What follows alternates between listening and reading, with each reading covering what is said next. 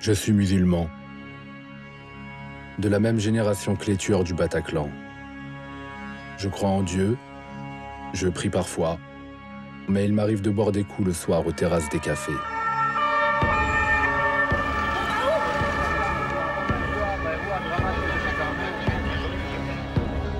Je suis celui que les hommes de Daesh détestent le plus. Aux musulmans, restez en arrière. Jusqu'à combien de temps allez-vous dormir? Jusqu'à combien de temps allez-vous dormir? Je suis musulman et journaliste. Je peux aller là où mes confrères ne pourront jamais mettre les pieds. Ils sont en train de nous traquer, un par un. Ils viennent à 4 h du matin chez les frères, ils défoncent leurs portes, ils les enferment dans des prisons, ces chiens. Daesh investit dans des films à gros moyens, pour terroriser ou séduire.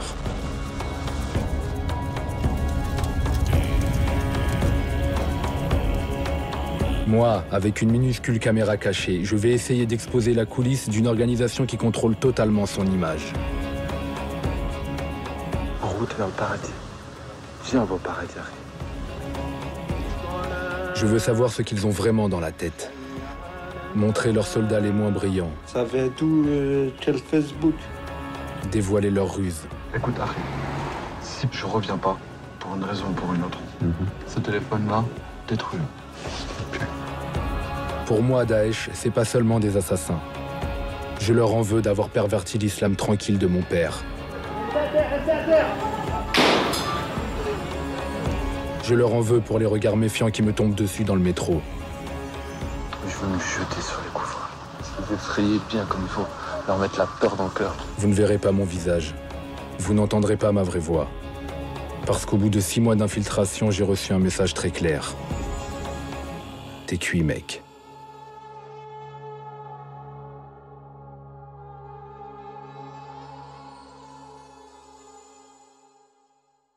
Oui, nous avons un ennemi, et il faut le nommer, c'est l'islamisme radical. Et un des éléments de l'islamisme radical, c'est le salafisme. Le salafisme. L'ennemi avait un nom. J'ai commencé par passer des semaines dans des mosquées fréquentées par des musulmans salafistes. Des pratiquants orthodoxes qui semblaient vivre dans un autre siècle. Ils sont désignés par le gouvernement et les médias comme la matrice de Daesh, alors ils ont peur des caméras. Je dois donc tourner en caméra cachée.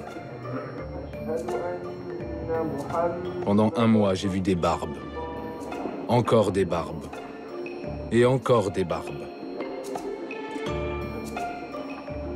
Mais je n'ai pas trouvé de terroristes. Au contraire, ceux qui me parlent de Daesh me mettent en garde contre eux.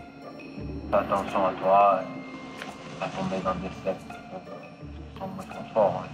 Des chansons, des anarchies, ça attendrit. C'est vrai. À la sortie de leur mosquée, il y avait souvent la police.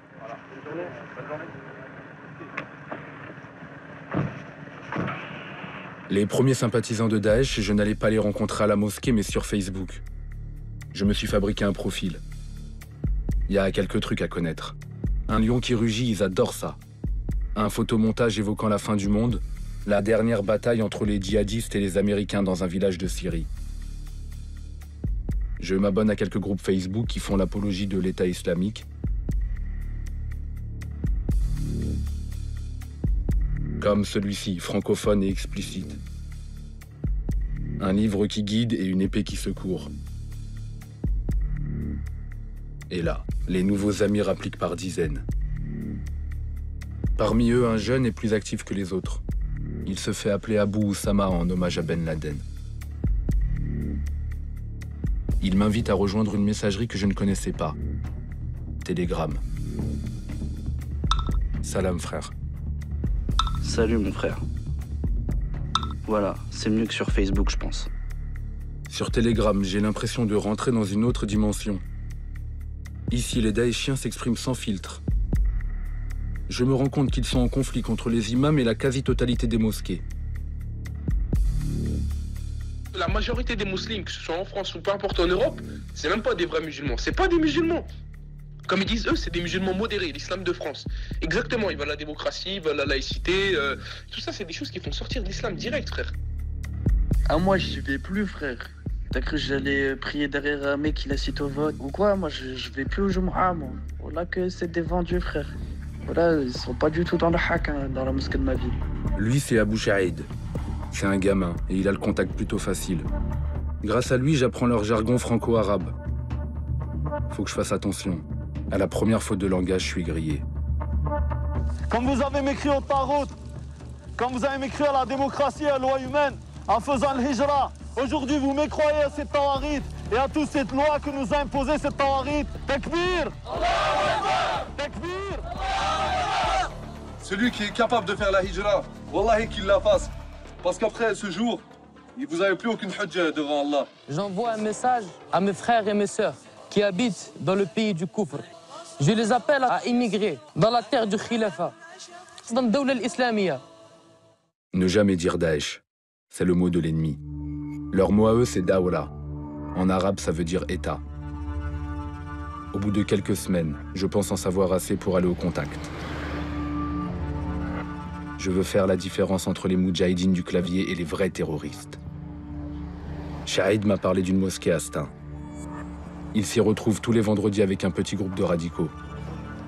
Lorsque tu vois les croyants et les musulmans se faire attaquer de toutes parts, sache que cela ne se passe pas sans la volonté d'Allah. Nos frères en Palestine, nos frères en Syrie, nos frères à travers le monde qui se font opprimer, Allah Azza wa Jalla le voit. Et Allah nous décide. Et Allah donnera la victoire avec certitude.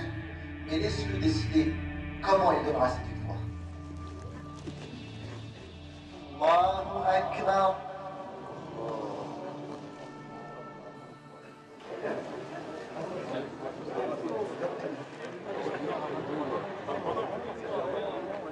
Devant la mosquée, je retrouve Abou Chaïd.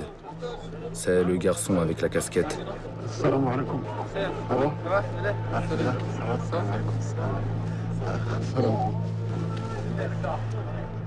Il y en a pas mal sur Facebook qui sont ici. Hein. Tu les reconnais physiquement parce qu'ils mettent la photo. Ils sont moins intéressés par la religion que par Facebook. L'enjeu, c'est la partie de cache-cache avec les modérateurs. J'avais tout le monde. 10 000 comptes. Abou Yassine, Jean-Patrick. Après, tu mets des noms de français, ils arrivent quand même à te censurer. Alors que je mettais rien. Ce qui te retrouve. C'est des tarafis. En fait, les salafistes et les daéchiens se détestent. Pour les salafistes, les daéchiens sont des hérétiques. Ils décident à la place de Dieu qui doit vivre ou mourir. Et pour les daéchiens, les salafistes sont des traîtres, des modérés vendus aux mécréants. Ils les appellent talafis. Ils font circuler une image sur Internet les accusant d'être modérés jusqu'à en être efféminés. Ils sont suspectés d'être à la botte des gouvernements occidentaux. Sur Facebook, les sympathisants de Daesh affichent une image truquée. On y voit les dirigeants européens grimés en prédicateurs salafistes.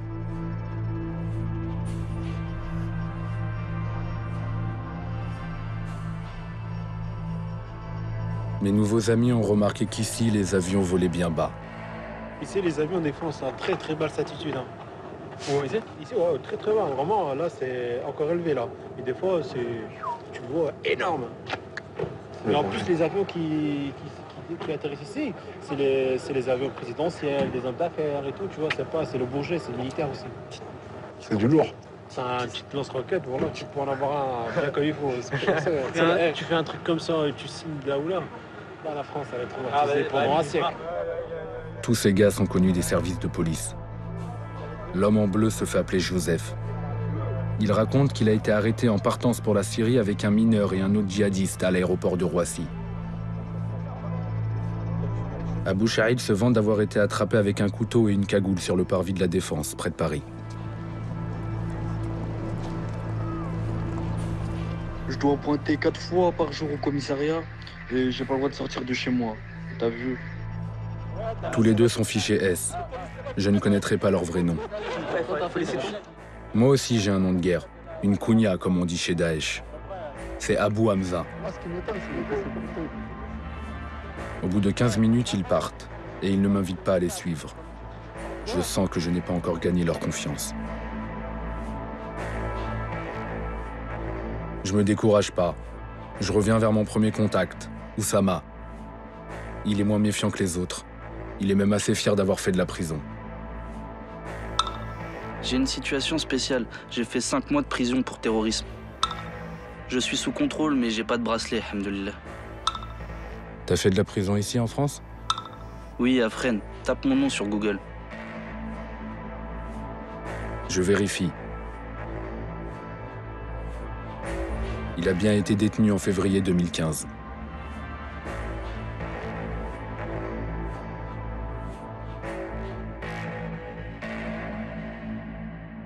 Ma situation à moi, c'est compliqué. Pourquoi? Parce que je suis sous contrôle judiciaire.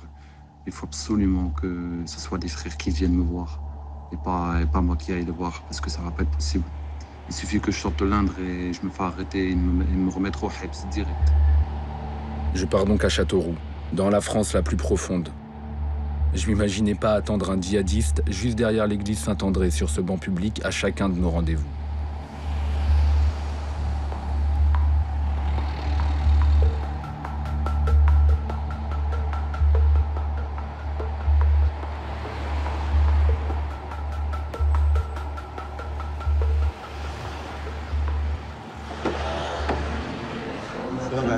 Ça va? Tu vas bien? Ça va.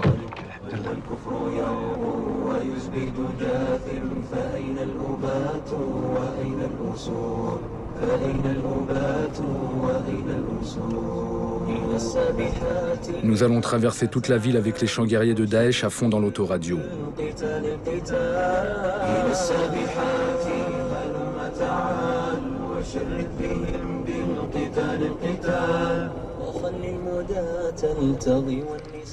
Je me demande pourquoi Oussama a tenu à me rencontrer. Je vais vite comprendre ce qu'il attend de moi. Tu vois, l'avantage avec toi, c'est que t'es pas fiché. Enfin, je pense, hein. Oui, mais t'es pas connu pour ça. Non. Tu vois ce que je veux dire? Si tu laisses pousser la barbe, là, ils vont se douter. Tu vois?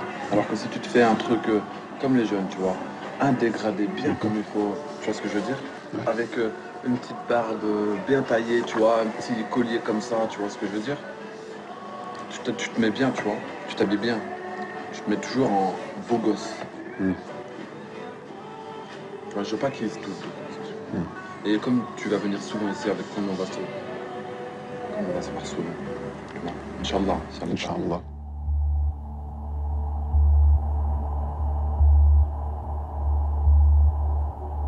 Oussama m'emmène dans une base de loisirs déserte en cette saison. Nous commençons par prier. Attends, regarde comment je fais. Ouais. Il fait ses ablutions rituelles dans le lac. J'ai jamais vu ça.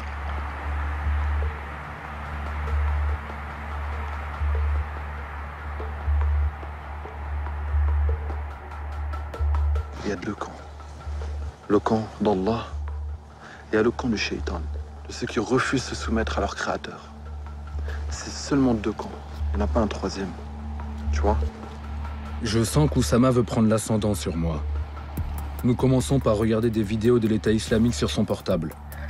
Tu as vu ça? C'est au Sinaï, en Égypte.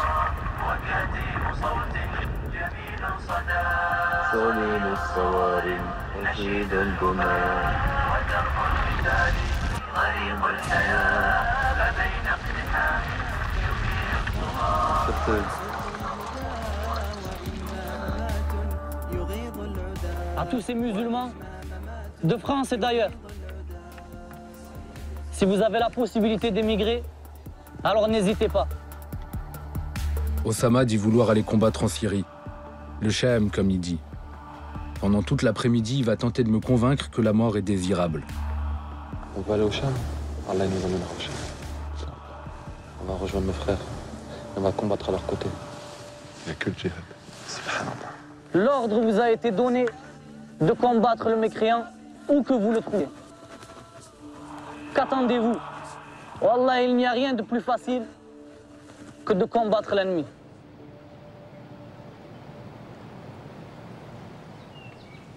Wallah frère, je vais faire un truc de ouf là.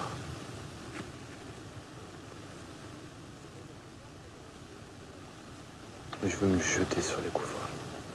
Je veux les tuer, je veux mourir après. Je veux qu'Allah me donne le martyr. que je puisse effrayer ces ennemis, ces chiens, ces animaux, ces adullah, ces kuffars, que je puisse les effrayer bien comme il faut, leur mettre la peur dans le cœur, leur montrer la mort. Parce qu'on va mourir, on n'est fait pas mourir ici. Dans tous les cas, on va mourir. Allah va nous supprimer de dunya et va faire d'autres générations qui vont venir après. Ouais, mais bien sûr. Mais toi, par exemple, t'es jeune pour mourir. Hein? T'as 20 ans. Ouais. C'est jeune, 20 ans. Subhanallah. Je préfère mourir jeune, Harry. Dans l'honneur, dans la fierté. Vivre longtemps, je veux pas vivre longtemps. J'ai trop peur de m'égarer.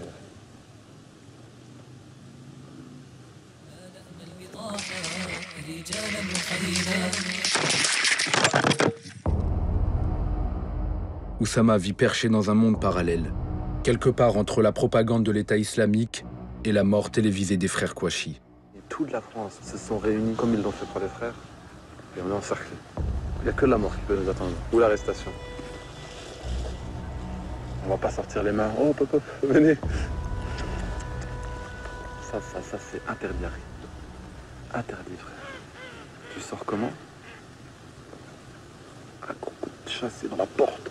Avec ce que tu veux. Je vais pas faire trop de gestes, c'est jamais ça. Et jusqu'à que tu reçois au moins une vingtaine de balles dans le corps. Ils vont te soulager, Harry. Parce que déjà, le martyr, il ne ressent pas la douleur. Ils vont te soulager, ils vont t'emmener au paradis. C'est ça. Et Allah, il va rigoler de toi, en plus. C'est pas... Parce qu'on va enlever tous nos équipements. Tous nos... Avec le sourire. On se regardera et on dira, bon, en route vers le paradis, Harry. En route vers le paradis, Harry. Subhanallah, Harry. C'est ça, Harry. C'est ça, wallahi. C'est la vraie, c'est ça le vrai chemin. C'est ça, Harry. En route vers le paradis. Viens, on va au paradis, Harry. On met un terme à notre dunya, on va au paradis, frère. Inch'Allah, ba'idhnillah. Inch'Allah, Jannat al-Firdaus, mes amis. Inch'Allah. Salam alaikum.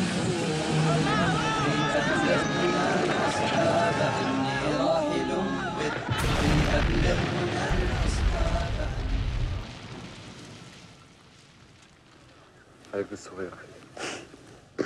Tu trouves que je suis pas assez... Parce que je suis malade, c'est tout. Je te jure. Avec le sourire. Toujours avec le sourire. Quand il faut qu'on ait le sourire. Dis-toi que quand tu rencontreras... Quand Allah t'autorisera le martyr, quand Allah te donnera le martyr, tu rejoindras des femmes au paradis. Des femmes, elles sont en train de t'attendre, elles sont en train de t'attendre, elles sont en train de nous attendre, nos femmes. Nos femmes, elles sont en train de nous attendre. Nos femmes, elles sont en train de nous attendre.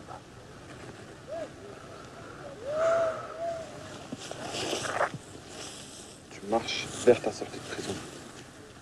Tu regarderas au loin, tu verras un immense palais que tu peux pas voir les extrémités. Et il t'appartiendra. Tu verras des anges qui seront tes serviteurs pour toi. Subhanallah. Tu auras l'agrément d'Allah. Tu auras des femmes qui ne voudront que toi.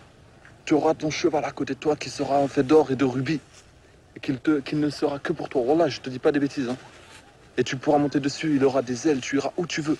Tu verras tes frères. Tu sentiras que du bonheur au fond de toi. Du plaisir. Et ça, c'est rien. Wallah, c'est rien du tout.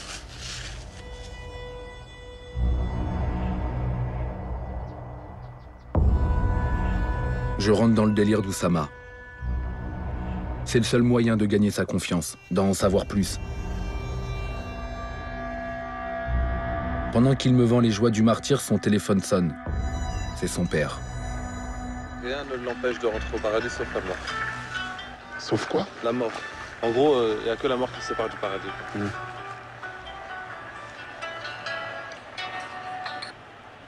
Allô? Je suis à Belle-Île. Je me promène. Là, je suis avec Tito. Pourquoi? T'as besoin de moi, là? Pas de soucis. Bon, bah, vas-y, à la tout à l'heure.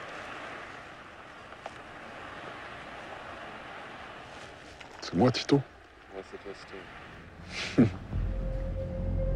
Oussama a 20 ans. Il suit un stage de formation d'ouvrier dans le bâtiment. Il a été élevé par sa mère, française, travailleuse précaire en Bretagne. Mais depuis 2 ans, il vit ici chez son père, un maçon turc. Le père d'Oussama, je finirai par le rencontrer, plus tard. C'est un homme digne, qui me rappelle mon propre père. Il est désemparé. Il a accepté de nous recevoir si nous ne montrons pas son visage. C'est lui là sur les photos? Oui. Celui-ci dans la voiture, il dormait. Il a quel âge? 6 ans, je crois. Depuis 1 an et demi, cauchemar. Tout ce qui se passe, c'est un cauchemar pour nous. Moi, je crois jamais mon fils il est venu comme ça. Je n'ai jamais pensé que mon fils il est entré à cause de l'islam dans la prison. J'ai peur parce qu'il y a beaucoup de jeunes et drogués. Il y a beaucoup de jeunes et volent. Mon fils, il vole jamais. Mais il est venu islamiste maintenant. Mais c'est un dangereux aussi. Voilà. Je vois qui c'est qui avait traîné. Juste, je ne peux pas surveiller sur Internet. Voilà, ça, je ne peux pas. Autrement, ici, tu es les copains, qui c'est qui va traîner, toi, je surveille tout ce que je peux. Vous l'appelez la journée? Ah ben, je ne sais pas combien de fois. Je ne sais pas combien de fois. Si je ne vois pas 1 heure, il va aller à l'école, par exemple, il est 5h30, normalement, à la maison. J'attends jusqu'à 6h moins le quart. S'il ne vient pas, je l'appelle, un quart d'heure après. Ça doit vous prendre beaucoup d'énergie, ça, de devoir tout le temps être... Je suis obligé, parce que... inquiète. Le père d'Oussama est loin d'imaginer que dans le secret de sa chambre, son fils est en train de rassembler autour de lui un groupe de djihadistes. Il a même fabriqué un logo qui ressemble à celui d'un jeu vidéo. Les membres du premier cercle sont dessus. La nouvelle du jour, c'est qu'ils viennent de le désigner comme leur chef.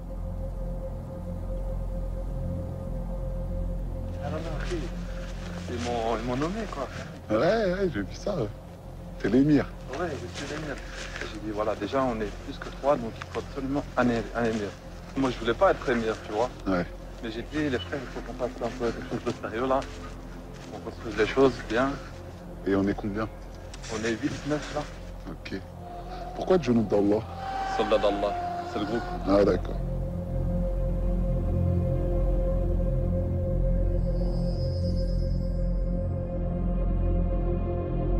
Pour l'instant, les membres des soldats d'Allah sont moins d'une dizaine. En Syrie, il y a Youssef, un Tunisien. Il entraîne les nouveaux arrivants de Daesh. Il les fait rêver avec ses armes lourdes. À Roubaix, dans le nord de la France, il y a Abou Suleiman. Il vient du banditisme des quartiers. Il affirme être recherché par la police pour séquestration et torture.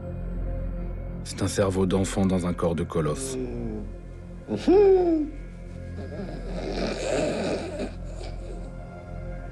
T'es bon, toi. C'est sans doute le plus instable du groupe.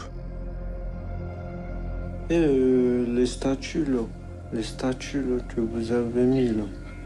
Ils sortent d'où, en fait? Ça vient d'où? Quel Facebook?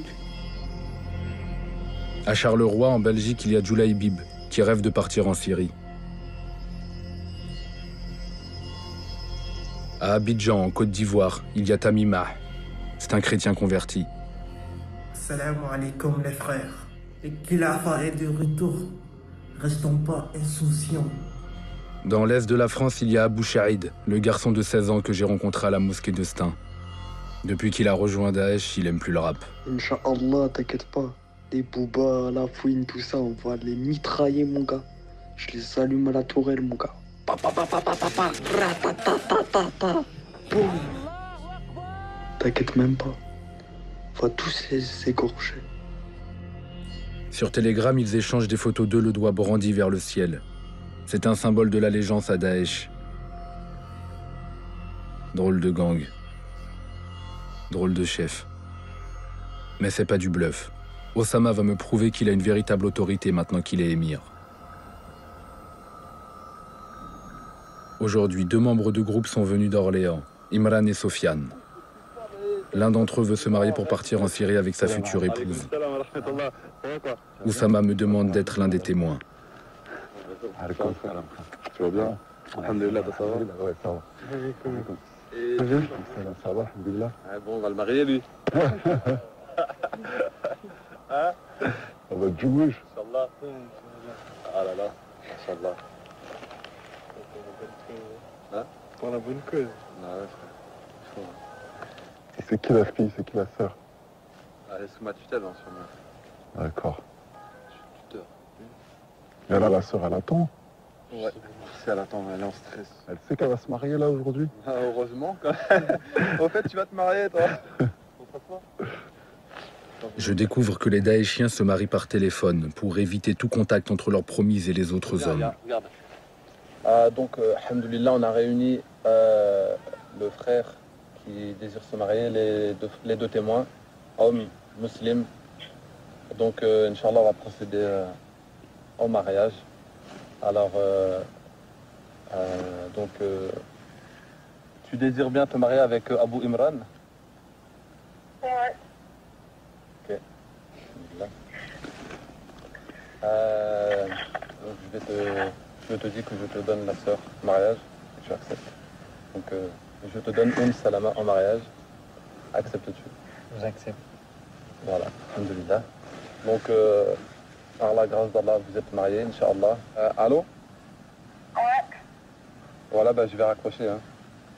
Ok. Donc tu es marié avec Abu Imran. Ok. Voilà. Allez, salam alaikum wa rahmatullahi wa barakatuh.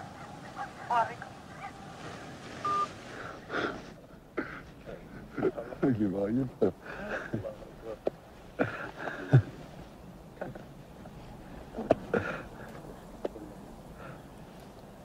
Inch'Allah, frère. Félicitations. Ça y est, t'es marié. Ça y est, t'es un homme, là.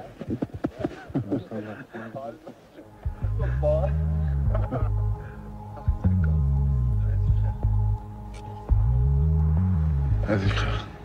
Et comment ça? Salam alaikum. Mon frère, on se voit lundi, Inch'Allah, ou mardi, ou là. Ouais, lundi. Ouais. Télégramme. TG. Vas-y, frère. Alaykoum salam. Telegram est le vrai territoire de l'émir Osama. Tous les soirs, je l'écoute s'adresser à ses hommes. Le plus jeune du cercle, Abu Sharid, est particulièrement sensible à l'évocation des charmes des houris, les femmes du paradis.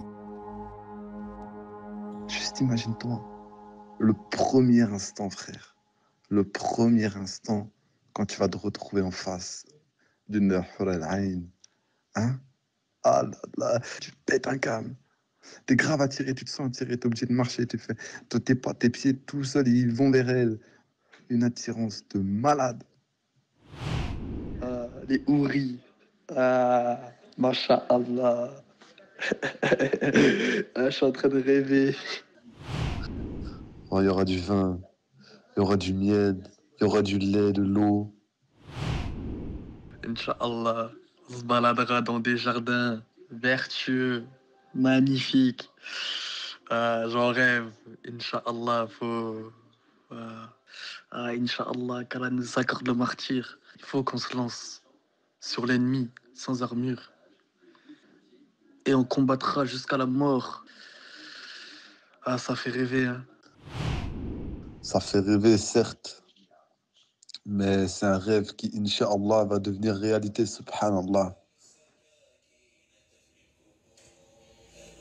Telegram, c'est pas uniquement un lieu où l'on rêve des femmes du paradis.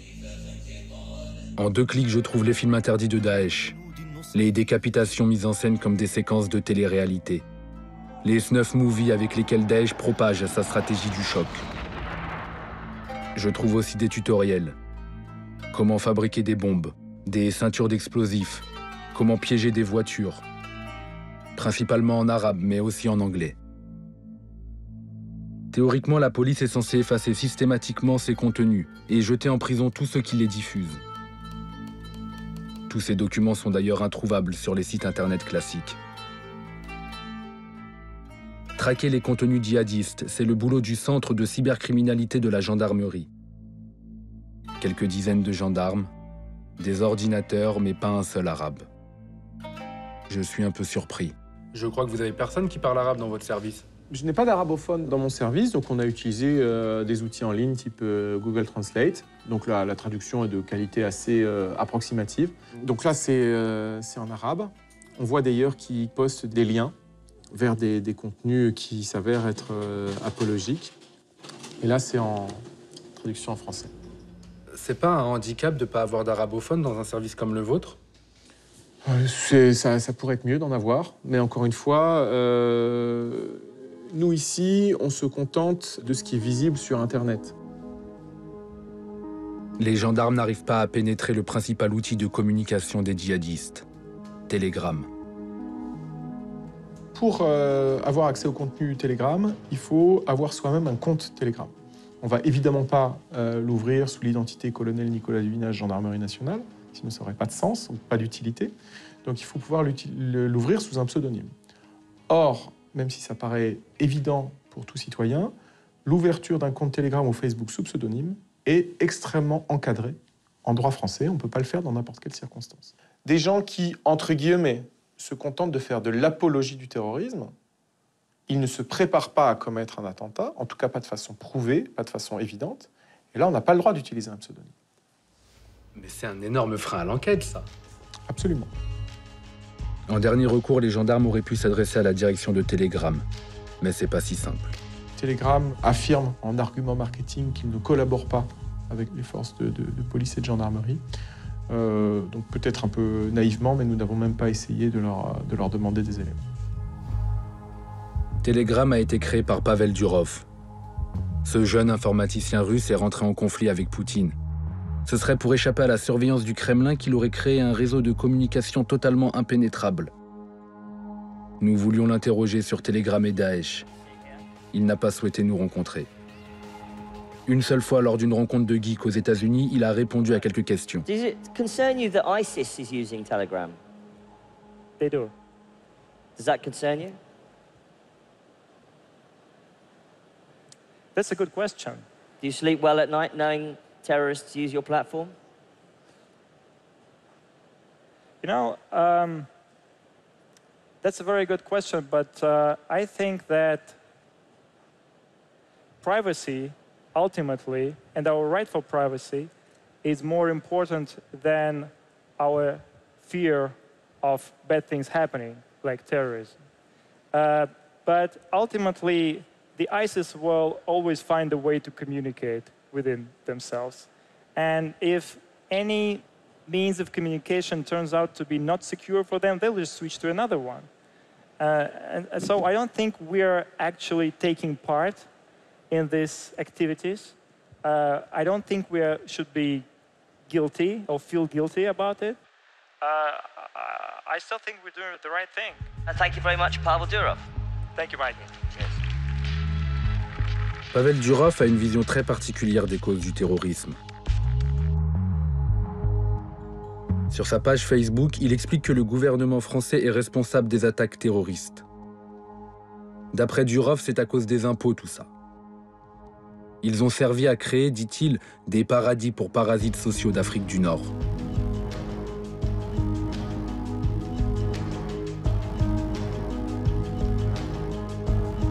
Parmi les soldats d'Allah, on sait que sans un réseau crypté comme Telegram, il est impossible de s'organiser.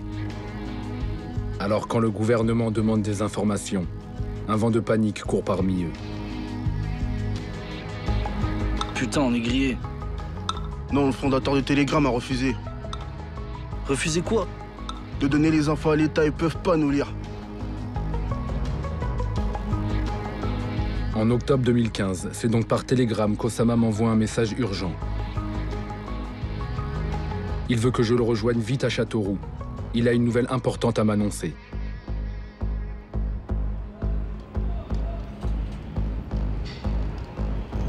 Salam alaikum.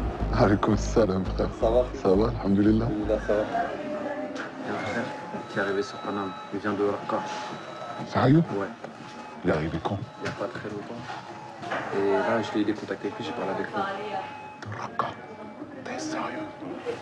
Il va organiser un truc de ouf ici, tu vois. Et il me faut de la patience. Il demande à ce qu'on soit patient. C'est du sérieux, Raqqa. C'est la capitale de Daesh en Syrie. Ils auraient donc envoyé un homme pour préparer un attentat sur le sol français.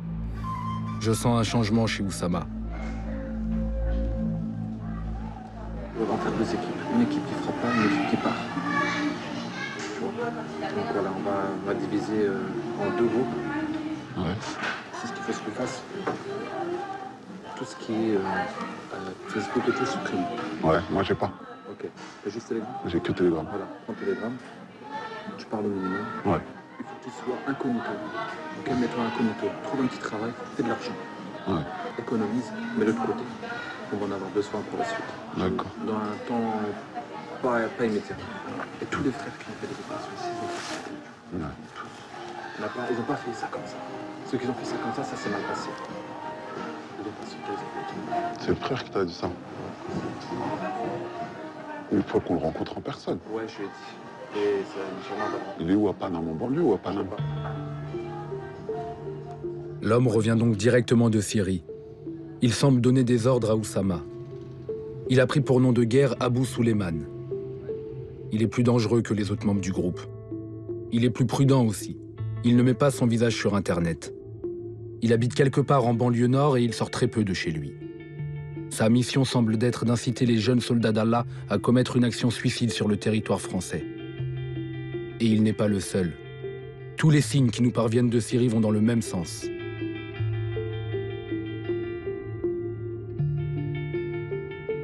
Youssouf, l'armurier de Daesh par exemple, il nous décourage de venir.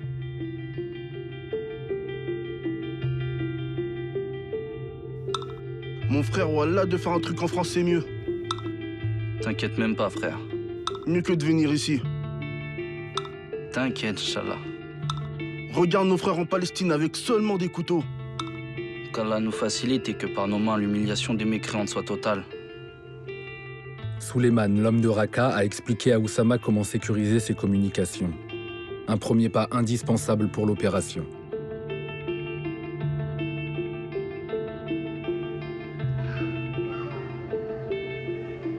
C'est quoi le numéro? Pour le moins cher. Là, j'ai un truc à 10 €.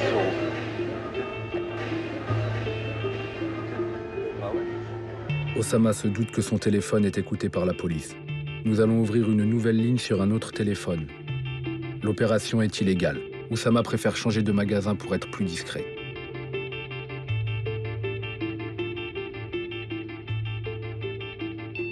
Viens, on va aller par là.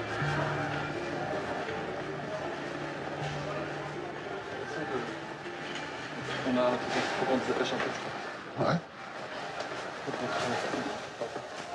On va activer le téléphone ici. Sur un site internet, Oussama emprunte un nom et une adresse réelle. En cas de vérification, tout aura l'air en règle. Oui, bonjour. Alors, je voudrais activer ma carte, s'il vous plaît.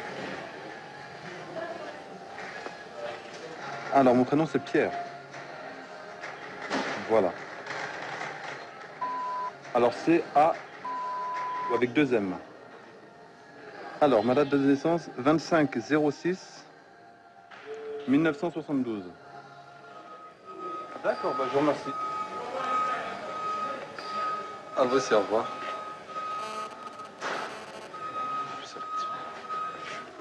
Voilà. C'est une affaire qui roule. On se casse.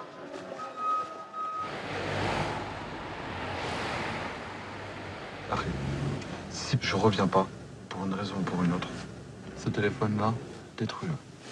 Ok. Détruis-le. Mais la carte, il y a une carte dedans. Enlève quand même là.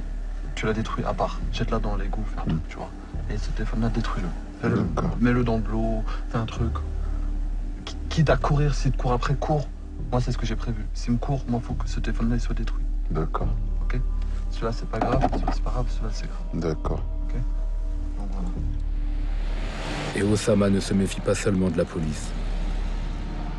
Mon père aussi me passe problème. Surveille. À fond. C'est lui qui a été voir le flic, il a dit ouais, lui, il veut partir. Ah ouais, il a dit que tu te radicalisais, quoi. C'est un mortade. C'est quoi un mortade? Apostat. C'est un apostat? Bien sûr, il est pas musulman, lui. Bien sûr, c'est un apostat. Ça veut dire qu'il est un musulman qui a changé de religion. Si Osama est connu de la police aujourd'hui, c'est parce que son père l'a signalé en 2014. Il n'était pas musulman. Déjà, il est devenu musulman, il a changé son religion. Quand il change tout un coup, pour moi, c'est une inquiète. J'ai été voir la police pour surveiller mon fils, pour qu'il reste en France. Je déclarais là-bas. Je lui dis, écoute, voilà, mon fils, il est changé, parce que j'écoute les radios tous les jours, des jeux qui partent. Il y a beaucoup de pères, les mères qui pleurent à cause de ça. Moi, j'inquiète et mon fils, il faut surveiller pour qu'il reste en France. J'ai fait déclaration, il dit, il n'y a pas de monsieur, il n'y a pas de problème, c'est bon. 3 jours après, mon fils, il a pris d'avion de Lyon, il est parti en Turquie. Fin 2014, Osama n'a que 18 ans. Il a entendu l'appel de l'État islamique. À l'époque, ils avaient besoin d'hommes en Syrie. Qu'attendez-vous? Comment osez-vous travailler dans cette terre de mécréance? N'avez-vous pas honte? Le chemin est facile. Aucune excuse. En décembre 2014, Osama arrive en Turquie, mais il ne pourra pas franchir la frontière vers la Syrie. La police turque l'arrête, le remet dans l'avion vers la France. Il va être entendu par l'antiterrorisme. Osama a mis tout son dossier judiciaire sur Telegram. Je constate qu'il n'a rien caché à la police française. Je souhaite mourir en martyr, leur dit-il. C'est mon rêve. Les policiers écrivent. Visiblement en déshérence et psychologiquement fragile, il semble représenter une menace. Mais Osama n'a commis aucun crime. Alors il est remis en liberté. Une surveillance est déclenchée. On n'est pas en dehors d'Allah. Les policiers ont ressenti un problème psychologique chez Osama. Alors nous avons sollicité l'avis d'un psychanalyste, un spécialiste de la radicalisation. Il y a juste des morts qui attendent de mourir. C'est comment mourir? On ne peut pas mourir ici. Mais tous les cas, on va mourir. Il a dit, nous sommes juste des morts qui attendent de mourir. C'est ça, voilà, il est déjà mort. Donc ça, c'est des gens qui sont capables de tout. Il y a quelque chose qui a ouvert un trou où il ne sait plus comment continuer à vivre. Et qu'il essaie de le rafistoler, quoi, comme il peut. Et certains ne y parviennent pas, ils tombent dedans. Ils meurent, ils se suicident, ils passent à la toxicomanie, ils passent... Je veux dire que la radicalisation, il faut maintenant la penser comme une des issues possibles, parmi d'autres. Tu te donnes la mort tout seul, tu vas en enfer. Alors que si tu te donnes la mort pour le djihad, c'est la meilleure des choses. Ça consiste, le djihadisme, au fond, à anoblir leur pulsion meurtrière. Les anges, ils vont être là, ça t'a gagné, t'es dans la demeure des gagnants, Harry. Osama ne tarde pas à rencontrer un autre radicalisé. Ils sont sur écoute. Les policiers relèvent une phrase inquiétante. « Dès que je peux avoir le martyr, je le prends, je le prends, je le prends. » Une semaine plus tard, le 14 février 2015, Osama est arrêté. Il est emprisonné à Fresnes. En prison, Osama rencontre des islamistes. À Fresnes, il devait y avoir le gratin, là-dedans, là. Ouais, il y avait un frère là-bas, et ils l'ont emprisonné, tu vois, mais ils savent pas c'est qui. C'est un émir de... Ah ouais? C'était juste à côté de moi. Son père est loin d'imaginer ce qui se passe derrière les barreaux. C'est votre fils, hein, c'est dur, hein, il est là-bas, c'est la prison. Pour moi, c'est toujours le bébé, hein, aussi, hein. C'est difficile, bien sûr. Je vois qu'il est derrière plein de gardiens. Je veux pas que mon fils reste là-bas. Je voulais qu'il reste ici, travaille avec moi, voilà. Chaque fois, j'ai envie de pleurer, toi. Des fois, j'ai pleuré après sortir, là.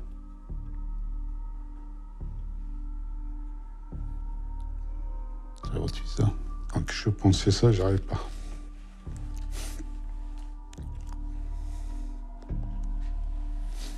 Ça fait mal.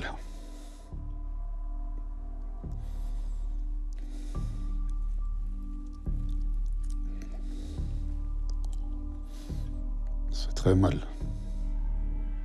reste là-bas.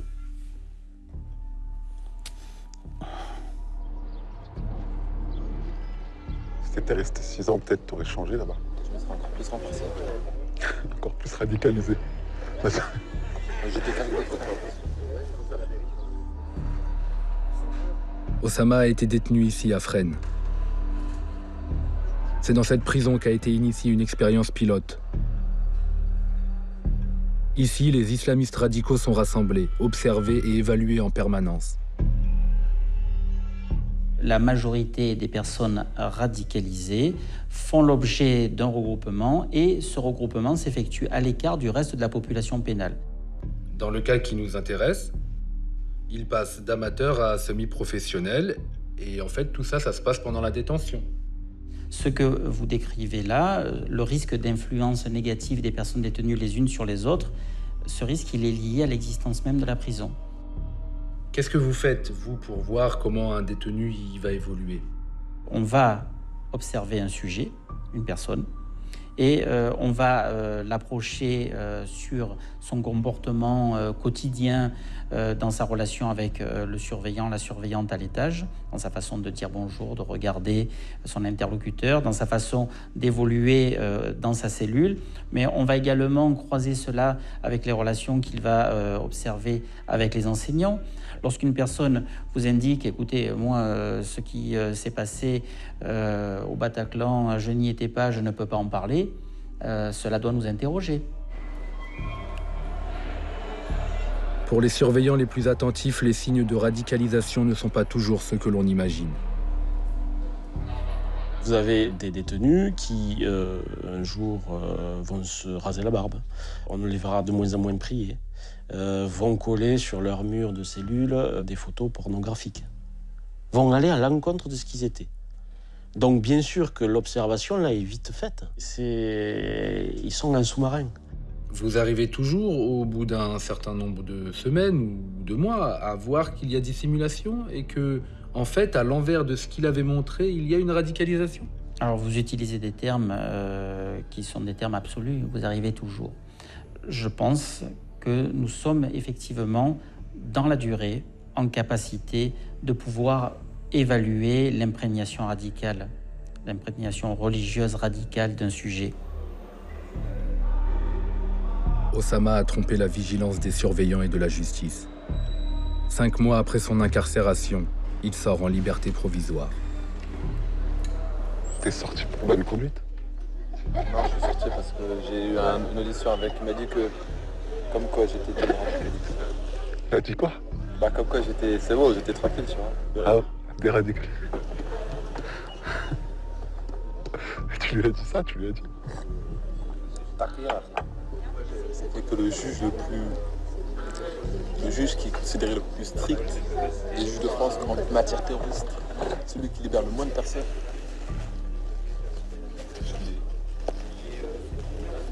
Allah, il m'a fait ça vient d'Allah. Wallahi, ça vient d'Allah. Franchement, Wallah, j'imaginais jamais ça. Pour moi, j'allais prendre 6-7 ans. Et Osama va aussi tromper son père. Quand il est sorti de prison, il a changé beaucoup. Je dis tailler ton barbe, il a taillé son barbe, il m'a fait câlin. Il a dit que maintenant je vais passer mon temps avec mon petit frère, avec mon fils. Il dit je vais rester avec ma famille. Mais en fait, il a d'autres plans. Avant, Osama était un chien fou qui racontait à qui voulait l'entendre son désir de mourir en martyr. C'est fini. Dans le code de la guerre de Daesh, ça s'appelle la taqiya.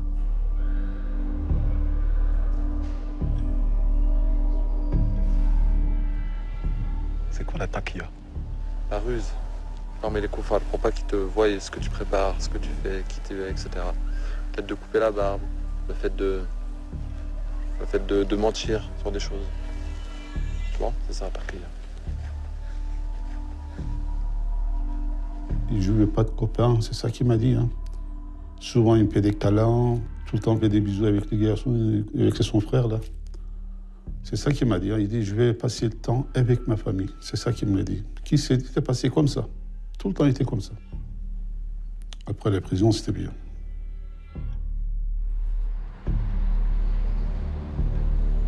Être emprisonné ne signifie pas être inactif. Au contraire. Dans le groupe Telegram d'Osama, je découvre que l'un des membres est actuellement en détention.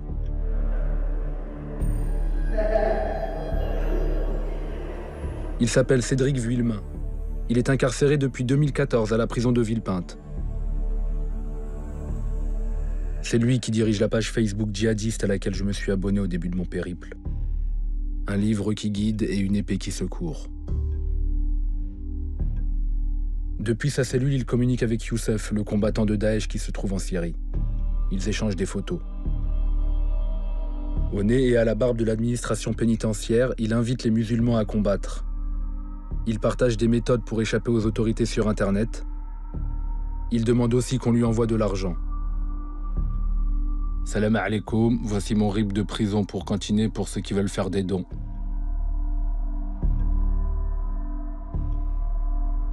Je reconnais la porte de la cellule, c'est un peu partout, dans tous les établissements pénitentiaires. Oui, ça m'est familier. C'est un détenu daéchien.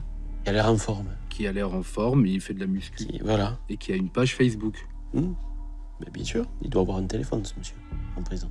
Un smartphone même. Voilà. On lutte contre ça. On sait que les détenus ont leur page Facebook. Lui, en fait, il participe à des groupes Internet via Telegram, qui sont des groupes daéchiens. Bien sûr, il fait sa propagande.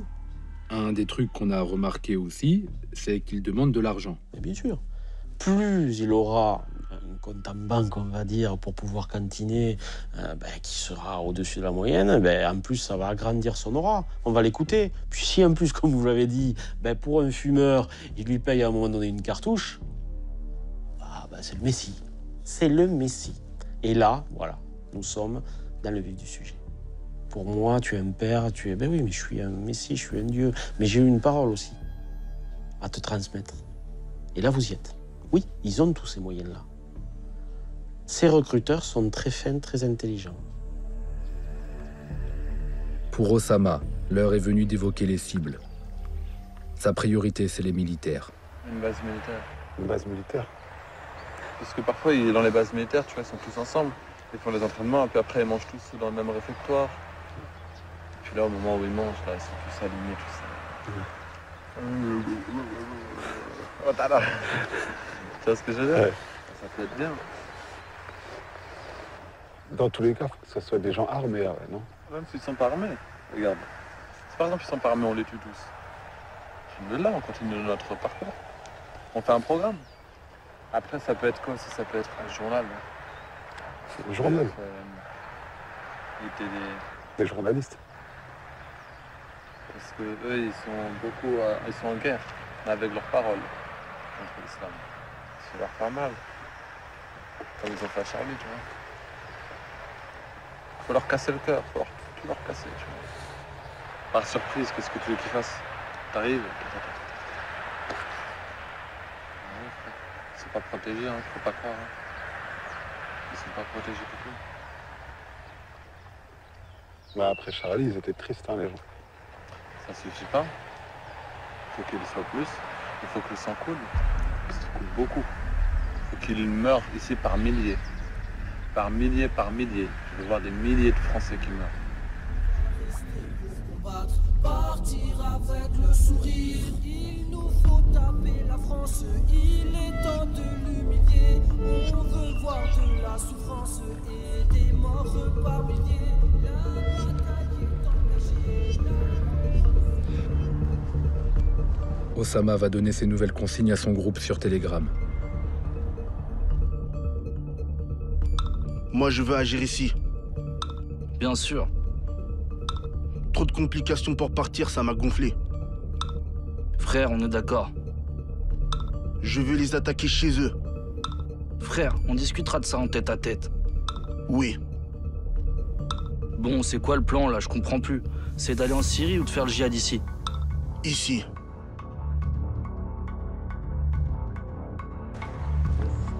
Sur Telegram, une seule consigne pour les soldats d'Allah. Trouver des armes coûte que coûte.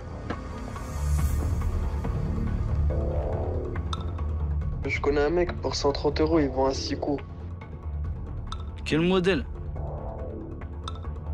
Je sais plus c'est quoi exactement la marque, mais c'est un Siko, je crois. Et il fonctionne? Je sais pas, j'ai pas vu comment il a tiré avec. Je l'ai vu en photo de ça, et il m'a montré les balles. Abou Suleiman, tu connais pas des gens qui vendent des armes à robots? Si, mais t'as combien? 300 E.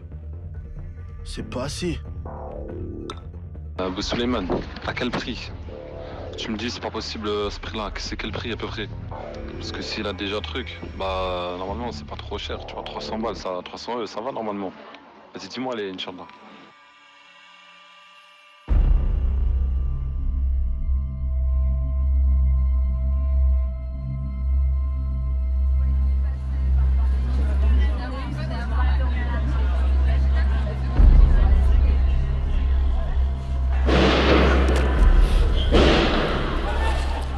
Le 13 novembre, je suis chez moi quand les premières informations tombent. C'est en fait à la jonction de la rue de Charonne et la rue Fédherbe. Et donc ils ont dû probablement passer, descendre, tirer plusieurs rafales à l'extérieur et probablement même à l'intérieur, à ce que j'entends. Savez-vous si dans ce quartier il y a des lieux, des endroits qui sont susceptibles d'être visés par un attentat? Je prononce ce terme sans savoir évidemment si à l'heure actuelle il s'agit d'un attentat, mais le savez-vous si... A priori non. Je me précipite sur Telegram. Est-ce que les soldats d'Allah sont passés à l'action? Allah Akbar. Il n'y a pas beaucoup d'infos pour l'instant. 2 ou 3 individus, ils ont dit. Ils n'étaient au courant de rien. Ils sont aussi surpris que moi.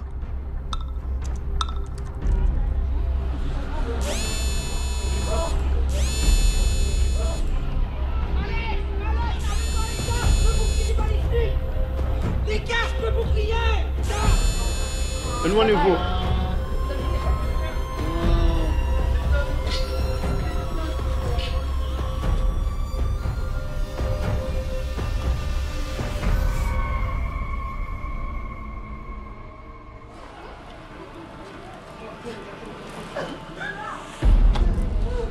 « 18 morts, Allah Akbar. »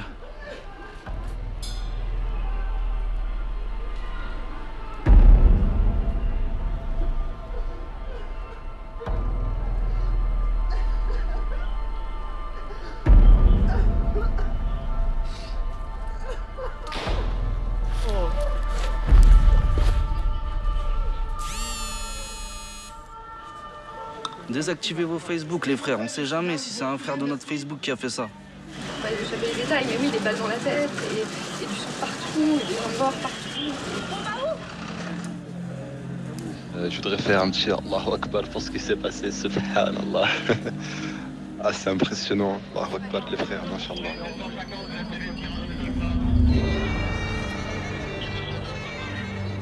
Le jour de mes 20 ans, attentat, gloire à Allah. C'est ton cadeau. Du Bataclan, cette salle de spectacle du 11e arrondissement de Paris, on parle d'épisodes.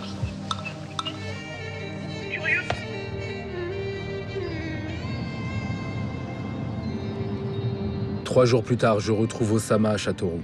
Le journal, Lucie Barbarin, bonjour Lucie. Bonjour Jules, bonjour à tous. Jamais scène de carnage aussi effroyable en plein Paris, un bilan terrible qui reste encore provisoire, au moins 120 morts et plusieurs dizaines de blessés graves. Les hôpitaux de Paris sont débordés ce matin pour les prendre en charge, le pays placé en état d'urgence. Après donc cette série d'attentats quasi simultanés menés à 6 endroits de la capitale hier soir, attaque au fusil et attaque suicide, le rendoulsant des kamikazes dans Paris et près du Stade de France. C'est tout simplement un du jamais vu dans l'histoire de notre pays. Je suis comme toute la France, sidéré par l'horreur. Mais je ne dois surtout pas le montrer à Oussama. On va pas te rappeler. Elle a vu mon... Elle a dit ouais. Je me réveille et tout, je regarde la télé. Je vois 130 heures. Tu t'es dit quoi? Allahu Akbar. Allahu Akbar. Et toute la nuit, frère, j'étais en... Je me suis dit, ils vont venir me soulever dans mon hôtel. Et à chaque fois, j'entendais un bruit dehors. Je dis, attends, à chaque fois, parce que j'ai été traumatisé de la fois où ils m'ont soulevé. Enfin, traumatisé, ça me reste dans la tête, tu vois. Tu vois ce que je veux dire? Puis il n'y avait rien pour me défendre. Avec mes mains, ils vont faire quoi? Ils sont juste à me faire, tu vois ce que je veux dire? C'est pas la peine. Moi, si je veux me défendre, c'est avec des trucs. Bah ouais. J'ai rencontré un gros Un gros moujir. Ah ouais? Un gros talafi, le pire. Mais même pas, c'est un apostat. Et il m'a dit quoi? Il m'a dit il faut que le monde entier se réunisse contre Daesh. Tu lui as dit quoi? J'ai réagi, je l'ai laissé parler. C'est des terroristes.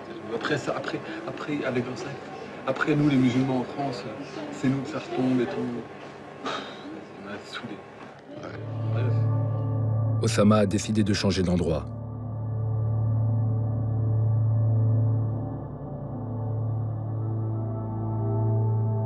Dans la voiture, je veux lui parler des dernières découvertes de l'enquête. Abdeslam, le tueur belge du 13 novembre, tenait un bar. Il a été fermé pour trafic de stupéfiants. C'est moyennement islamique. Mais t'as vu, là, je sais pas, ils disent ils disent qu'ils tenaient un bar à Bruxelles. Ils disent ce qu'ils veulent, Ils vendaient de l'alcool, frère. Non mais c'est les trucs des koufars. Quand Mohamed Merah il a fait ces trucs, ils l'ont saigné sa réputation. Quand les frères Kouachi ils ont fait des trucs, ils ont saigné leur réputation. Ils ont saigné la réputation des talibans, ils ont saigné la réputation de Daoula, ils ont saigné la réputation de tout le monde. Ouais. Des lions, frère, c'est des lions, c'est pas autre chose que des lions. Donc toutes leurs informations sur eux, tu supprimes de ta tête. C'est que des conneries. Mais c'est que ça, frère. Faut qu'ils décrédibilisent à fond. Ils peuvent pas se permettre de montrer des bonnes choses, tu vois. Ouais, ils veulent pas qu'on ait des exemples. Ah non. Mais ils veulent surtout pas montrer qu'ils font des choses bien. C'est ça qu'ils disent à chaque fois. Ils disent que c'est des frères, ils sont perdus. Ils sont endoctrinés. L'arabe. Toi, t'es endoctriné? Ah, moi, je suis endoctriné, moi, à fond. Ah ouais, moi, je rigole pas, moi. T'es radicalisé. T'es radicalisé, totalement. Ah, c'est ouf. Après le 13 novembre, c'est l'état d'urgence. Nous engageons des perquisitions. Ces perquisitions doivent permettre aujourd'hui... Il y en a eu combien cette nuit, monsieur le ministre? Cette nuit, il y en a eu 128. 128 autres? Absolument. Parmi les 128 perquisitionnés, il y a un membre des soldats d'Allah, Abou Chaïd, le plus jeune du groupe. Ah mais vas-y, tu vois l'intervention, tu rigoles, frère. Ils sont arrivés, ils ont explosé la porte avec des explosifs. Ils ont défoncé la porte de ma chambre. Moi, je dormais. Ils m'ont sorti du lit. Pendant un, il m'a mis une patate. Il m'a mis les menottes. Après, ils m'ont mis la couverture sur la tête, comme dans les films. Après, ils m'ont mis sur mon lit, ils m'ont mis la couverture. Et ils m'écrasaient, ce fils de chien. Ils ont quadrillé le quartier et tout. Il y avait des chiens. Mais les chiens, ils l'ont pas fait rentrer chez moi, tu vois. Ma mère, elle a dit, vous rentrez pas avec vos chiens chez moi, là. L'étau se resserre autour des djihadistes. Osama a organisé une réunion. Il veut accélérer les opérations. J'arrive en avance, nous prions ensemble.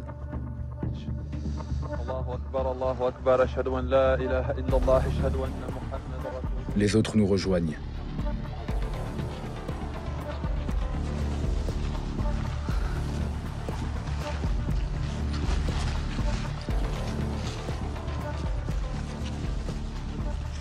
Là, aujourd'hui, on est dans une prison à ciel ouvert. Les frontières, ils les ont fermées. Ils ont tous leurs soldats, leurs shayatin qui sont à la recherche, ils sont en train de nous traquer, un par un. Ils viennent à 4 h du matin chez les frères, ils défoncent leurs portes, ils humilient leurs femmes, ils humilient leurs enfants, et ils les enferment dans des prisons, ces chiens. Il va falloir qu'on se presse. Parce que là, on est arrivé dans un moment où le Taroud, François Hollande, il est acharné. Il est acharné contre les musulmans, d'un acharnement comme on ne peut pas l'imaginer, mais la ruse de Shaitan, elle est faible. Et nous, notre but, c'est le paradis. Osama est inquiet parce qu'il sent le groupe se déliter. Celui qui le préoccupe le plus, c'est Abou Chaïd, secoué par la perquisition. J'ai reçu un message de Shahid, là. Abou Chaïd? Ouais, Miskin, là, il est déprimé, le frère. Pourquoi? Parce qu'il s'est fait soulever à 4 h du matin. Il m'a dit quoi? Miskin. À 4 h du matin, il s'est fait soulever. Sa mère, elle me dit, elle est triste. Sa future qui se mariait, ça s'est pas fait. Il est tout seul, il doit pointer 4 fois par jour au commissariat. Il est à résidence chez lui, tu vois. Il m'a dit j'ai le moral à zéro, ma foi elle a baissé. J'essaie de le motiver, mais... Abou Chaïd commence à flancher. Il évoque diverses raisons pour ne pas participer à l'opération imminente. Oussama joue son rôle de chef. Les deux hommes entrent en conflit sur Telegram. Bah oui, moi de toute façon à la base, moi je veux rejoindre l'EI, tu vois. Après j'ai pensé à cette possibilité-là de rejoindre ce groupe-là pour qu'il me finance en fait. Wallah, s'il y en a un qui veut faire un truc tout seul et bah qu'il parte directement. Vraiment qu'il parte directement. Dans ce groupe-là, il n'y a pas de solo. Vraiment, je veux pas qu'il y ait de ça. Donc il faut qu'on soit déterminés. Donc voilà les frères. Inch'Allah, on va se rassembler, on va discuter, on va concrétiser les projets et on va agir. Ouais mais vas-y frère, il faut s'entraîner. Toi t'as cru que tu allais gérer des kalash comme ça ou quoi? Voilà, il voudra tirer frère, sa kalash elle va s'enrayer, il va passer pour un con. Eh oui, tous ceux qui ont frappé ici sont partis au Chem s'entraîner. Ils sont partis en Libye s'entraîner, ils sont partis dans des camps d'entraînement frère. Tu vois? Non mais il parle de martyr, il dit on peut être martyr partout.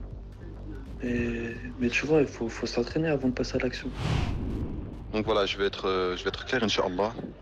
Donc tous les frères qui ont peur ou qui sont prêts à délaisser tout projet ou à faire un truc solo juste par peur d'être en route, etc. Eh ben, je les invite, Inch'Allah, à quitter le groupe. Mon infiltration dure depuis plusieurs mois maintenant. Je me dis que c'est le moment de faire ce qui ne se fait jamais. Poser des questions personnelles à Osama. Sur son passé, ses fêlures.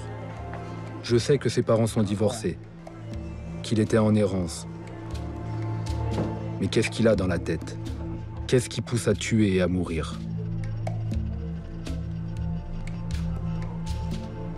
C'est les services turcs qui t'ont pété. Ouais. Ah, toi, t'es cramé, mais un truc de ouf. Les Turcs, toi, tout le monde sait que t'es dans le délire, que t'es radical, toi. Y'a personne qui...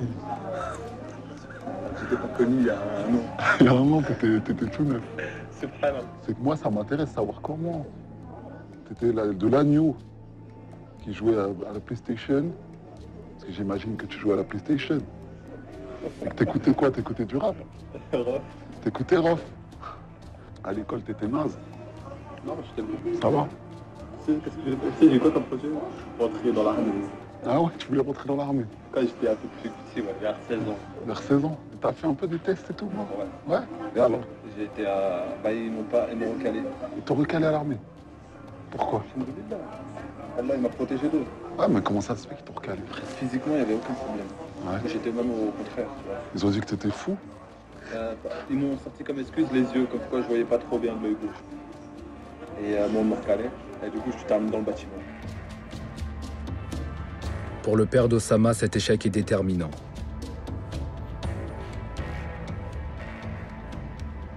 Il m'a appelé papa, il est pleurant, hein. Il était triste. Il dit papa, il m'a refusé le général. Et ben je lui dis c'est pas grave, hein, c'est pas besoin triste. Après il cherche, je suis quoi? Je suis musulman, je suis turc, je suis chrétien, je suis français, je suis quoi? Si je suis français, les Français il n'acceptait pas, il pousse. Maintenant il va où? Obligé, il va aller là-bas. Vers l'autre côté, voilà, je veux dire, intégriste ou islamiste, djihadiste, tu vois. Il est poussé vers là-bas. J'avais remarqué l'obsession d'Osama contre l'armée. Les services secrets français l'ont noté aussi. Il ne veut tuer que des militaires. Ce sont les premières cibles qu'il évoque pour une action en France. Ah mais ça serait quoi? Ça serait quoi? Une base militaire. Sur son profil Facebook, il se moque d'une vidéo de militaires français qui s'entraînent contre les terroristes.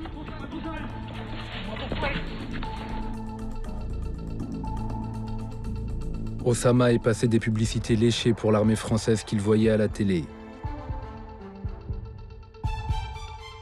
aux clips hollywoodiens de Daesh qu'il visionne sur Internet.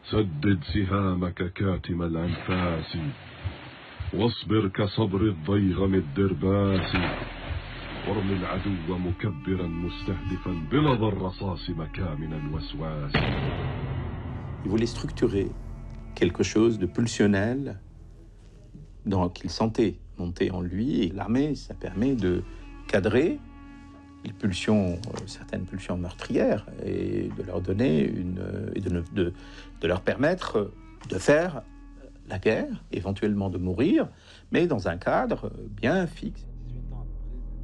Osama se sent en confiance. Il a envie de parler. Il me dévoile un épisode de sa jeunesse dont il a honte. Hey, il y a un gars, il a failli m'emmener dans le satanisme. Ah ouais? Je te jure. Des hard rock et tout? Ouais. T'aurais été au Bataclan là-dessus? 14 ans peut-être. Je traînais avec un gars, il était à fond dedans. Mais quand je te dis satanique, c'était pire que ça. Lui, il invoquait les djinns. Ouais. Pire que ça, lui, c'était pour le diable. Il disait clairement, on va invoquer le diable. Il me disait, il disait, on va se transformer en loup-garou et tout. À un moment, il m'avait mis une perruque de punk. Il m'avait fait des croix à l'envers. Il m'avait dessiné une croix sur le torse. Ça m'a fasciné. J'étais scotché dedans. Il m'avait donné un livre gros comme ça, sur un livre de Satan et tout. Sur les... Et je le lisais. Et j'étais trop dedans. Je faisais des rites dans ma chambre. Sérieux? Allah, frère, des trucs tout malades. Oh là là, je sais pas. Et je me disais, oh là là, je fais toute une bêtise là. Je me sentais pas bien en même temps, tu vois. Allahu Akbar. L'égarement dans lequel j'étais à Rizzo. Moi, j'ai rencontré beaucoup de jeunes qui étaient dans cette période de très grande dépression, de sous-estime, de mésestime d'eux-mêmes, qui se considèrent comme des déchets, rien du tout. Et puis, voilà, il y a une dimension extrêmement dépressive. Et puis, tout d'un coup, il rencontre un sens, quelqu'un qui va leur dire mais en fait, vous êtes quelqu'un qui doit remplir une mission, vous êtes un élu. Vous pouvez faire quelque chose, et quelque chose qui n'est pas pour vous seulement, mais pour votre groupe, votre communauté, pour l'humanité. C'est ça qui est... Un adolescent, c'est quelqu'un qui est prêt à faire quelque chose pour l'humanité. Et donc, à ce moment-là, je commençais à me poser des questions. Ta mère, elle est athée. Voilà, athée. J'ai arrêté l'alcool. Je me suis dit, j'arrête de boire. C'est à ce moment-là que le Iman est rentré en moi. Mais là, t'avais personne. J'ai été sur Internet et je regardais des vidéos. Mais c'est où sur Internet? Tout plein de sites. Non, j'ai regardé une vidéo en fait. Elle est machallah parce qu'elle te dit tout, tu vois. Et il faudrait que tu la regardes. Ouais, tu me la montres, bah ouais. C'est celle-là qui t'a donné, qui t'a fait rentrer dans le djinn. Ouais. C'est la vidéo qui a changé ta vie. Voilà le film qui a fait basculer Oussama dans l'islam radical. Je suis surpris. Ce n'est pas une vidéo de propagande de Daesh. Ce film est produit par des évangélistes américains d'extrême droite, des théoriciens du complot. The project is literally the secularization of the world. To completely strip the world from religious beliefs. A new study says the news media have been pushing a gospel of godlessness on the American public. Because this media is here and designed to make sure that they ask no critical questions, to make sure that the only thing that they are concerned about is having a good time. The only thing they're concerned about is filling their bellies. The only thing they're concerned about is acquiring more and more material things. Et des musulmans ont rajouté un chapitre sur le Coran. Même la voix du commentaire est différente. 1,400 years ago, when the world was immersed in darkness, the Quran was revealed, which brought light to a beleaguered world. And whereas the earlier books came with many scientific mistakes, due to the hand of man having delved into them, the Quran had none of these contradictions. Oussama a donc été retourné par une coproduction intégriste, chrétienne et islamiste. Depuis les attentats et la vague de perquisitions, le milieu des Daeshiens est de plus en plus nerveux. Joseph, l'homme en bleu que j'avais rencontré au début de mon enquête, se méfie de moi. Via Facebook, il m'envoie un message inquiétant. « T'es grillé, mec. Change de taf. » Qu'est-ce qu'il sait? Je réponds par un point d'interrogation et j'attends. S'il sait que je suis journaliste, c'est devenu dangereux pour moi. J'envoie quelques messages dans le groupe pour évaluer le danger. Personne n'est menaçant. Ma couverture tient toujours. Je pense que Joseph bluffait. Quelques jours après, je reçois un message. Souleymane, l'homme sans visage, le vrai chef du groupe, me demande de me rendre devant une station RER.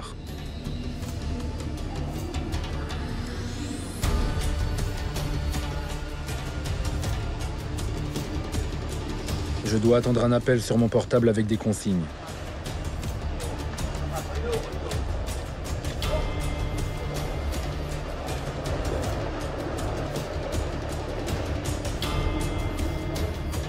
Il vient. Quelqu'un doit me rejoindre sur le quai.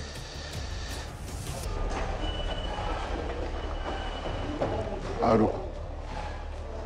Alaikum salam. Là, j'arrive sur le quai, direction Paris. Pardon. Ok. Toi, t'es sur le quai, là? D'accord. Moi, je monte de l'escalator, là. Je peux pas me louper, normalement. Inch'Allah. Soudain surgit une femme en niqab. Salam alaikum. De la main à la main, une lettre manuscrite. Ça marche. Le seul vrai moyen de rester totalement intraçable.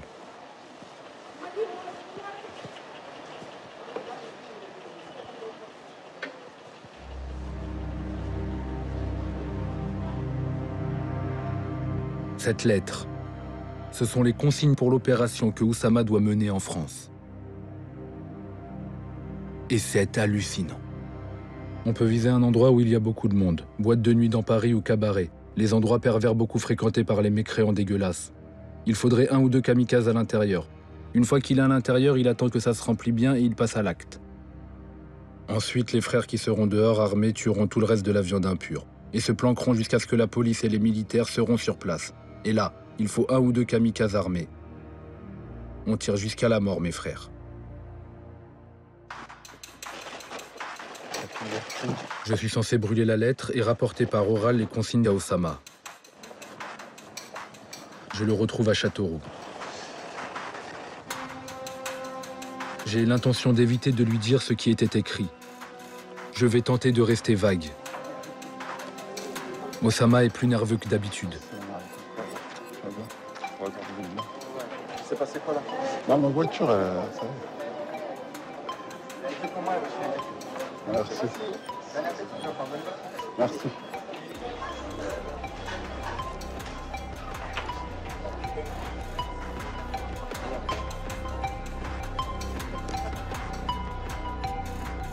À la gare. Bon, bah, j'ai récupéré la lettre du frère. Pour ceux qui restent ici, lui, il voyait plusieurs plans. Et il n'a pas de détails, tu vois. Il a dit, il y en a un où il a dit de taper. Voilà. Exactement. Et un autre, il n'a pas détaillé plus que ça. Un peu de détail plus que ça. Pas de détails. Il dit juste dans celui de la boîte de nuit, il dit. Il n'y en a rien qui serait exposé. Vas-y, dis-moi. Il y en a un qui serait exposé. Ouais. Ensuite, il y en a un qui sera là, les canards de Rennes. Les gendarmes et tout, ils arrivent. Et il y en a d'autres qui sont cachés et les canards des gendarmes. Exactement ce qu'il a dit. Exactement ce qu'il a dit. Comment tu sais? On en a juste... Aujourd'hui, on en a parlé vite fait. D'accord. En fait, Oussama connaissait déjà le contenu du message. Je réalise que cette lettre a juste servi à tester ma fiabilité. Le réseau des soldats d'Allah voulait voir si j'étais capable d'appliquer une consigne sans les trahir. Désormais, ils pensent pouvoir me confier des tâches risquées. Alors? Ça ne va pas tarder. Bah oui, ça c'est une bonne idée. Ça. Après, ça c'est à réfléchir, ça à voir. On avait quel matos? Ça c'est bon, ça. Sérieux? Le frère Abou Sulaiman. Ouais. Il a fait le barrage.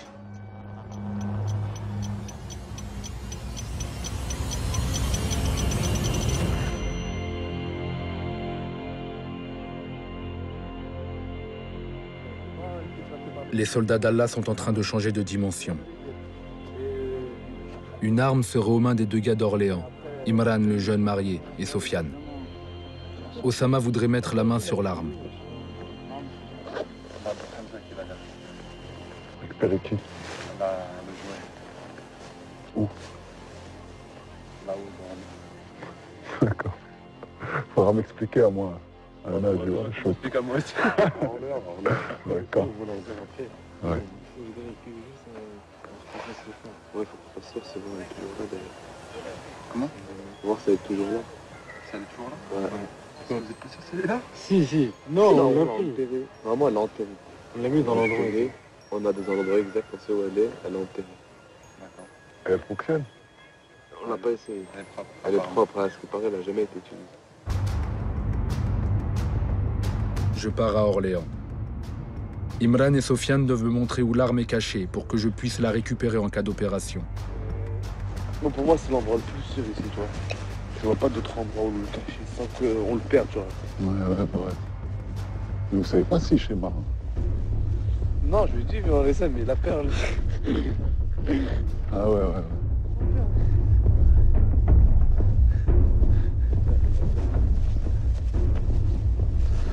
Non, je sais pas comment l'utiliser là.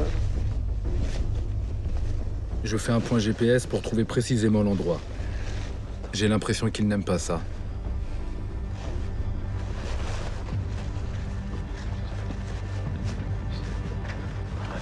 Il n'y a pas des bastos. Il n'y a pas des bastos.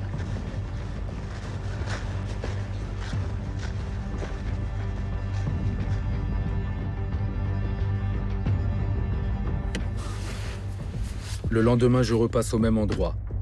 J'ai l'intention de signaler l'arme à la police, mais je veux vérifier si elle existe. En fait, il n'y a plus rien.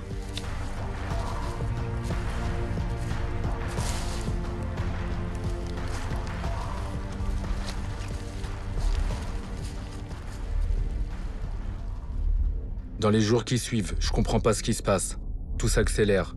Sur Telegram, Osama appelle à passer à l'action. Comme s'il avait des armes. Mais quelles armes? Est-ce qu'il ne m'aurait pas tout dit? Chacun d'entre nous qui est d'accord, qu'il prenne le nécessaire. Donc je parle bien des là, on se réunit au même endroit. Et voilà quoi.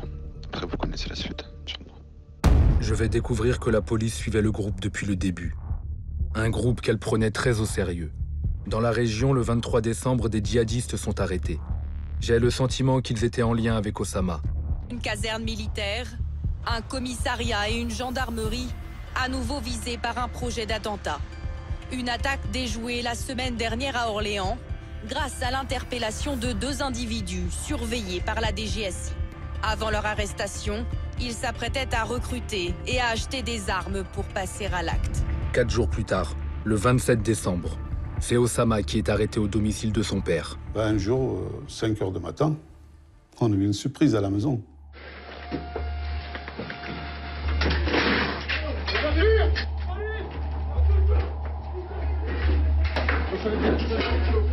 Couchez-vous! Je sais pas combien de police cagoulés qui sont rentrés chez moi. Ils ont cassé les portes. Un bruit, bouge pas, couchez-vous. Il est plein de bruit. Tu vois. Quand vous vous réveillez, vous savez pas qu'est-ce qui se passe. Ils sont mis la manotte à moi et ma femme. Et pourquoi ils me font ça? Je suis pas un terroriste. Si vous aviez eu des informations que votre fils y préparait quelque chose... Ah bah, je le jure, je vais signaler. Si je vois qu'il prépare quelque chose, vous inquiétez pas, hein, je ramène moi-même le commissariat de police. Hein. Le groupe était écouté en permanence par la police.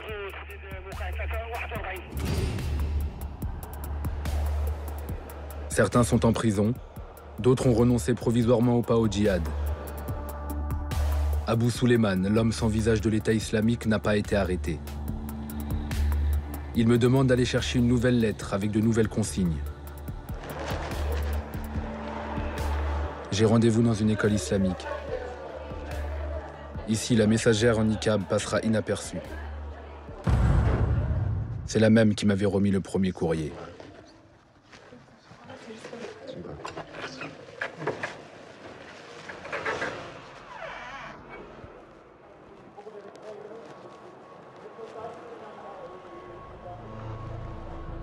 Mon frère, il reste toi et moi. Si on arrive à trouver des armes, on tape armé. Sinon, il y a la sœur dont je t'ai parlé qui nous prépare des ceintures et on tape dans 3 endroits différents blindés de mécréants. C'est les mêmes attaques à la bombe qu'ils font en Syrie. À la fin, il me demande d'acheter une liste d'ingrédients pour fabriquer une ceinture d'explosifs. Cet homme me demande de mourir et je n'ai toujours pas vu son visage. Mais je ne vais pas pouvoir enquêter plus loin. Dans le groupe, Joseph, l'homme en bleu, est plus méfiant que jamais. Il trouve que je suis passé à travers les mailles du filet trop facilement. Il veut me fouiller à notre prochaine rencontre. Il m'envoie un dernier message. T'es cuit, mec. Mon infiltration s'arrête là. Quelques semaines plus tard, Youssef, l'armurier de Daesh en Syrie, s'inquiète du silence sur Telegram. Où sont les frères? Ils ne connectent pas. Qu'est-ce qui se passe avec vous? La cellule des soldats d'Allah n'existe plus. Quant à moi, au bout de 6 mois d'infiltration, j'ai changé. Je les ai vus comme ils sont. Pour moi, ils ont perdu leur fascination vénéneuse, celle qu'ils exercent à travers leur propagande. Je n'ai plus peur d'eux. Derrière les visages des jeunes assassins de Daesh, je vois maintenant des paumés, frustrés, des jeunes suicidaires, faciles à manipuler. Sachez qu'on a reçu ordre d'Emir al-Mouminin de vous tuer où que vous soyez. Vous avez du sang dans vos mains pour la simple raison que vous allez participer à lire ce président qui... Qu'attendez-vous? Qu'attendez-vous? À l'image de Kevin, venu de Toulouse pour combattre en Syrie. L'État islamique lui a offert quelques jours de vacances à Mossoul. Et un dernier tour de manège avant de le faire monter dans un camion suicide. Allahu Akbar! Et je n'ai pas vu d'islam. Juste des jeunes perdus sur lesquels la vie pesait trop lourd. Le paradis, c'est une source de bonheur, une source de tranquillité, de stabilité. Et nous, notre but, c'est le paradis.